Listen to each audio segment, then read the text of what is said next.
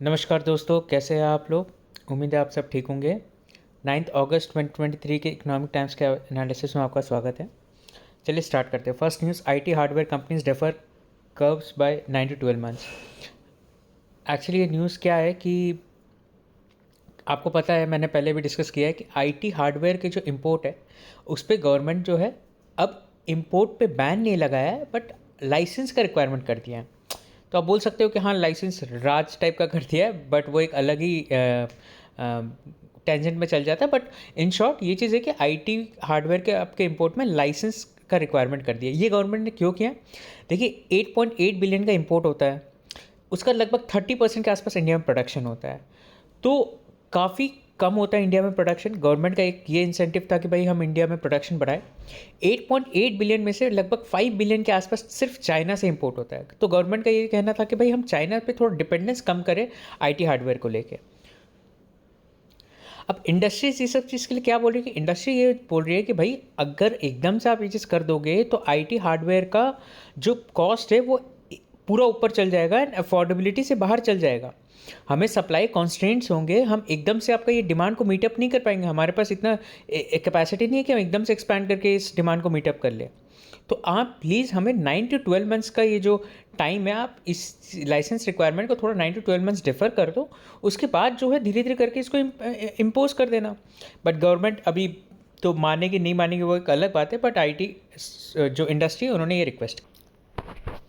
Next news दोस्तों, in constitutional democracy there is no question of referendum, supreme court. Actually ये news क्या चीज़ को लेके है, अभी जो है हमारा ये सुप्रीम कोर्ट के पास पिटिशन गया है कि जो 370 का जो एब्रोगेशन हुआ है, आर्टिकल 370 का जो एब्रोगेशन हुआ है, जिसमें से कश्मीर जो है इंटीग्रल पार्ट बन गया इंडिया का।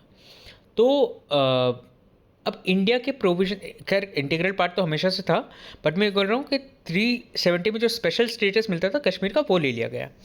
तो अब इस पे क्या हुआ कि भाई सारे जो लॉयर्स है उन सारे, मतलब कुछ एक पर्टिकुलर लॉयर्स ने, उन्होंने ये पिटिशन फाइल किया सुप्रीम कोर्ट में कि ये चीज़ तो गलत है, एब्रोगेशन आप ऐसे कर नहीं सकते। हुआ क्या था उस समय, सेंट्रल गवर्नमेंट ने पहले तो गवर्नर के थ्रू, ऐसा नहीं बोलना चाहिए गवर्नर के थ्रू, बट आप मान के चलो कि गवर्नर ने प्रेसिडेंशियल रूल लगा दिया था, प्रेसिडेंट रूल लगा दिया था जम्मू कश्मीर के स्टेट पे।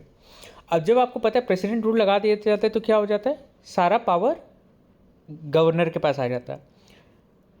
जब ये 370 का एब्रोगेशन होने वाला था तो इसमें ये क्लॉज था कि भाई जब तक आपका जो उधर जम्मू कश्मीर का जो स्टेट लेजिस्लेटिव असेंबली है वो इस चीज़ को पास नहीं कर देगा तब तक एब्रोगेशन नहीं होगा।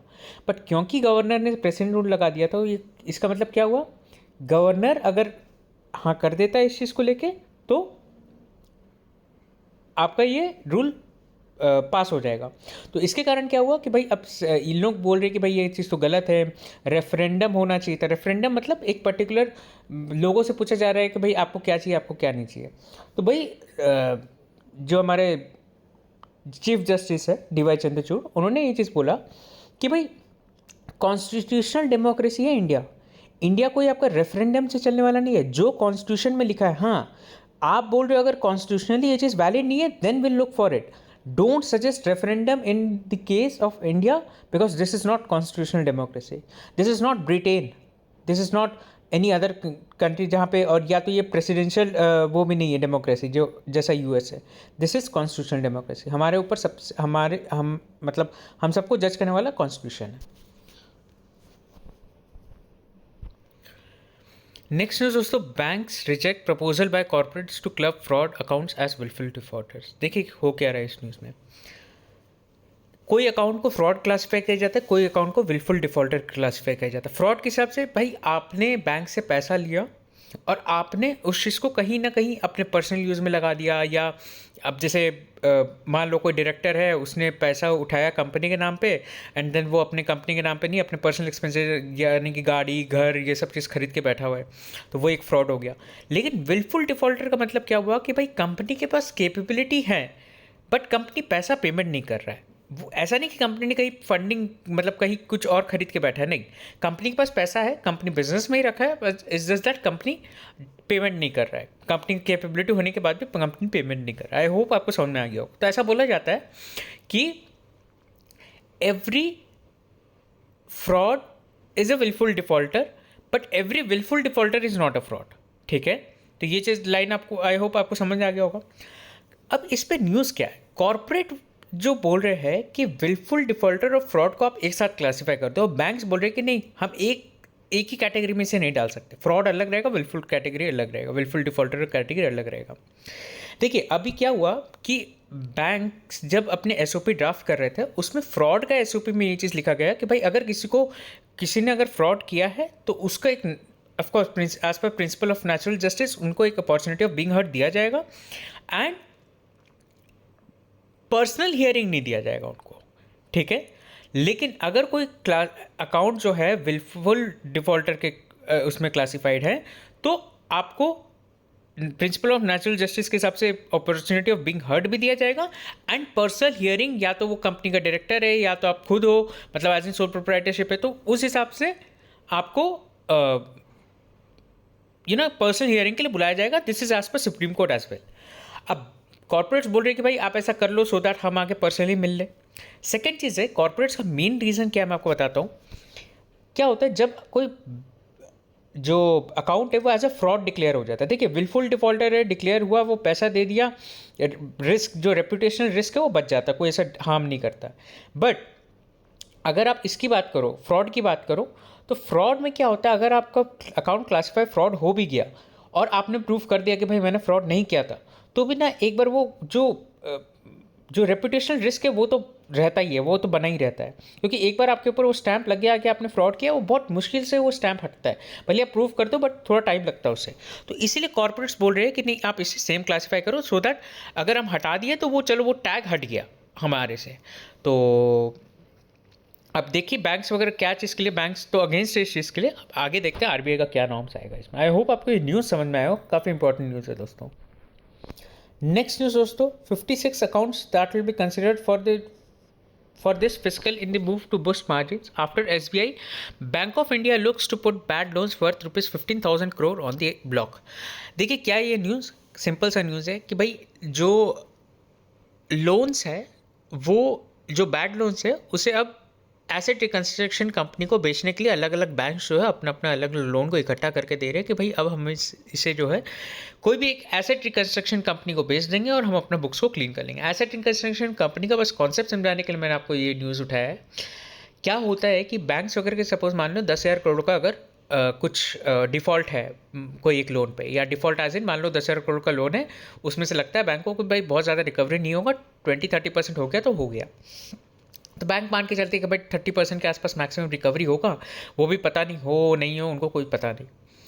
फिर एकदम से एक कंपनी आती है, एसेट रिकंस्ट्रक्शन कंपनी जिसे हम बोलते हैं, वो कंपनी आके बैंक्स को बोलते हैं कि बस ये आपका जो 10,000 करोड़ का लोन है ना, आने वाला टाइम में मुझे ऐसा लग रहा है कि ये सामने वाला आपको 1,500 करोड़ भी नहीं देगा। देखो इसका बिजनेस का हालत ये है, ये कल के डेट में इंसॉल्वेंट डिक्लेयर हो गया, आप प्रॉपर्टी के चक्कर काटते रह जाओगे, बेचते रह जाओगे, आपको 1,500 करोड़ तक भी नहीं देगा।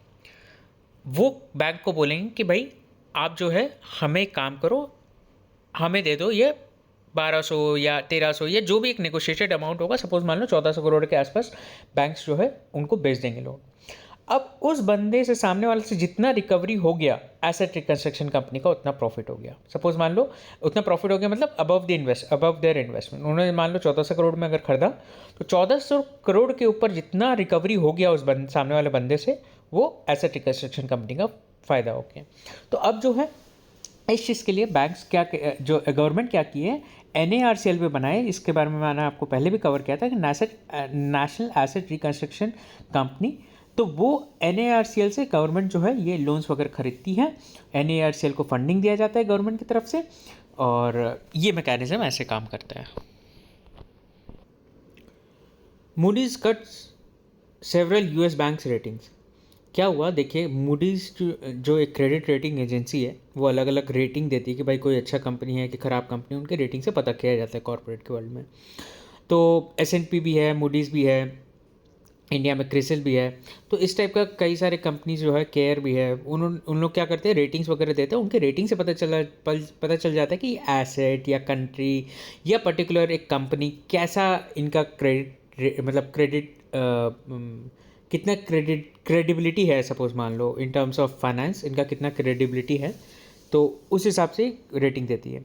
तो क्या हुआ कि अभी मूडीज़ जो है कई सारे बैंक्स को रेटिंग डिग्रेड कर रही है, यूएस के बैंक्स को। क्यों? उनका ये कहना है कि माइल्ड रिसेशन जो है यूएस में हिट कर चुका है, और यूएस के बैंक्स के पास कई सारे कमर्शियल रियल एस्टेट पोर्टफोलियोज है, as an commercial real estate वाले को इन्होंने लोन दिया हुआ है। देखिए, रिसेशन में सबसे खराब स्टॉक जो परफॉर्म करता है दैट इज़ रियल एस्टेट। ठीक है, तो रियल एस्टेट अगर आपके पास है, मतलब अगर किसी ने इन्वेस्टमेंट किया हुआ है या लोन दिया हुआ है किसी बैंक ने, तो उसका पैसा डूबने का बहुत ज़्यादा चांसेस है। तो इसलिए मूडीज़ ने जो है उसे डाउनग्रेड कर दिया। नेक्स्ट एक छोटा सा अच्छा न्यूज़ है दोस्तों। छोटा सा अच्छा न्यूज़ मैंने इसलिए बोला क्योंकि बहुत खुश करने वाला बात तो नहीं है, बट न्यूज़ अच्छा है ये। Tech layoffs ease but companies go slow on hiring. ठीक है, एक्चुअली क्या है, टेक कंपनीज जो है ले ऑफ्स तो अब ज़्यादा नहीं कर रही है, बट उन्होंने हायरिंग को थोड़ा स्लो कर दिया है। उनका ये कहना है कि भाई क्लाइंट से रेवेन्यू अभी भी उतना तो नहीं आएगा जितना पहले आ जाता था, लेकिन फिर भी हम हायरिंग वॉल्यूम्स को लो रखते हुए हायरिंग करते जाएंगे और ले ऑफ को कम करेंगे। ठीक है, demand for technology persist, decision making and growth में रिमेन स्लो। बस यही एक छोटा सा न्यूज़ है टेक सेक्टर। नेक्स्ट इज दोस्तों, TRAI seeks views on regulating DD free dish. देखिए क्या है ये न्यूज़, डीडी चैनल तो अगर आप देखते होंगे तो आपको पता होगा कि भाई इनका जो है वो एक्सेस फ्री रहता है।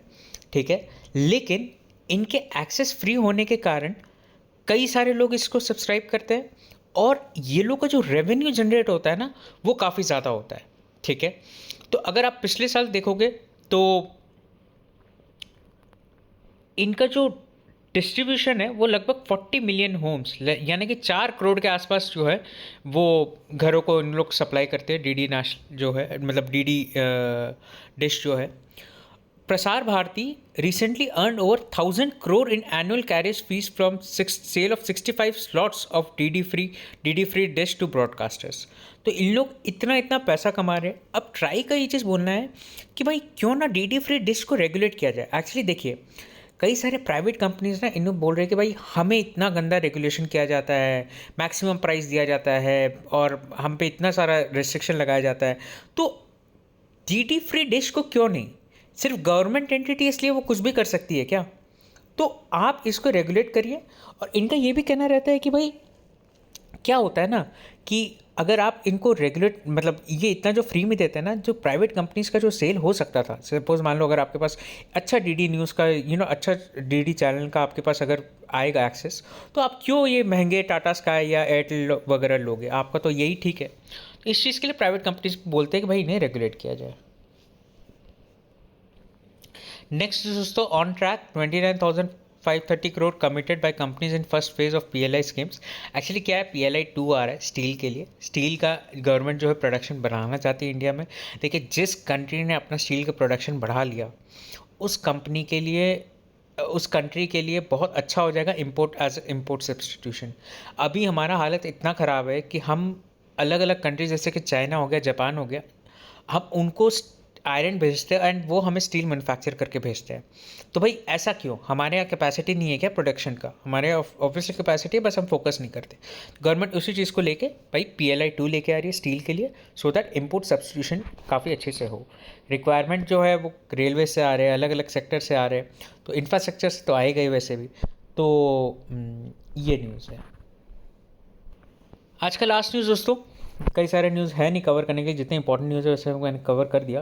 तो आज का ये लास्ट न्यूज़ है, review of LIC role in pension schemes on cards. Ministry tightening operational framework for 500 सीएससीज to improve enrolment under PM SYM and NPS. PM SYM क्या है? प्रधानमंत्री श्रम योगी मानधन स्कीम। एक्चुअली इसमें क्या है कि गवर्नमेंट जो है बोल रही है कि जो आपके अनऑर्गेनाइज लेबर सेक्टर है, इनको पेंशन वगैरह का थोड़ा एश्योरेंस दिया जा रहा है। हो क्या रहा है ना, इतने छोटे छोटे अमाउंट के पेंशन रहते हैं ना, तो बड़े बड़े कंपनीज यानी कि एलआईसी वगैरह भी इस पर इतना इंटरेस्ट नहीं लेते।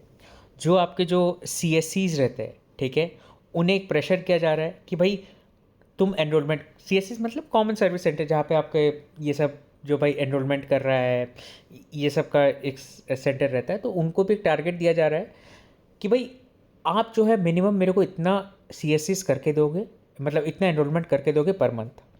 तो वही सब चीज़ है कि भाई इसमें एनरोलमेंट बढ़ाया जा रहा है ताकि गवर्नमेंट ने जो मिशन लेके आए उस पर गवर्नमेंट को थोड़ा सा लोग मिले, सो दैट गवर्नमेंट का भी फ़ायदा हो और फ़ायदा एज एन गवर्नमेंट भी ये चीज़ बोल पाए कि भाई हमारे स्कीम में इतने लोग एनरोल हो गए, प्राइवेट जो मतलब लोग हैं उनको भी फ़ायदा हो कि भाई इतना अच्छा स्कीम का उन्हें फ़ायदा मिल गया। So that's it from my side दोस्तों, हैव अ नाइस डे।